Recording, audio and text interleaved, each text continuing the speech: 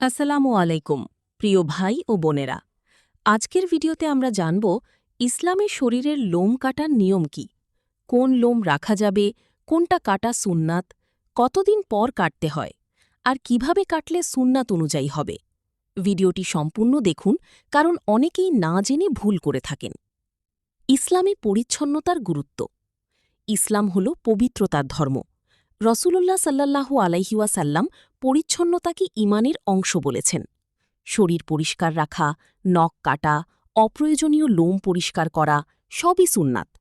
হাদিসে এসেছে ৫টি বিষয় ফিতরাতের অন্তর্ভুক্ত। তার মধ্যে রয়েছে খতনা করা, নাভির নিচের লোম পরিষ্কার করা, বগলের লোম তুলে ফেলা, নখ কাটা, গোঁফ ছোট করা। সহিহ বুখারী ও মুসলিম। কোন কোন লোম কাটতে হয়? ১. নাভির নিচের লোম। এটি পরিষ্কার করা সুন্নাত। এগুলো বড় হতে দিয়ে অপরিষ্কার রাখা উচিত নয়। যেমন কাঁচি, ট্রিমার বা শেভ যেভাবে সহজ হয় করা যাবে। ২.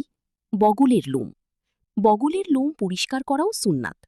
হাদিসে উপড়ে ফেলার কথা এসেছে, তবে কষ্ট হলে শেভ করলেও সমস্যা নেই। ৩. গোঁফ ছোট করা। পুরুষদের গোঁফ এত বড় রাখা উচিত নয় যেন ঠোঁট ঢেকে যায়। রসূল সাল্লাল্লাহু আলাইহি ওয়াসাল্লাম গোঁফ ছোট করতে বলেছেন। কোন লোম কাটতে নিষেধ? দাড়ি। পুরুষদের জন্য দাড়ি রাখা সুন্নাত ও গুরুত্বপূর্ণ আমল। অনেক আলিম দাড়ি কাটা অপছন্দনীয় বলেছেন। ভ্রু। সৌন্দর্যের জন্য ভ্রু প্লাক করা বা আকৃতি পরিবর্তন করা ইসলামী নিষেধ বলা হয়েছে। কতদিন পর লোম কাটতে হয়?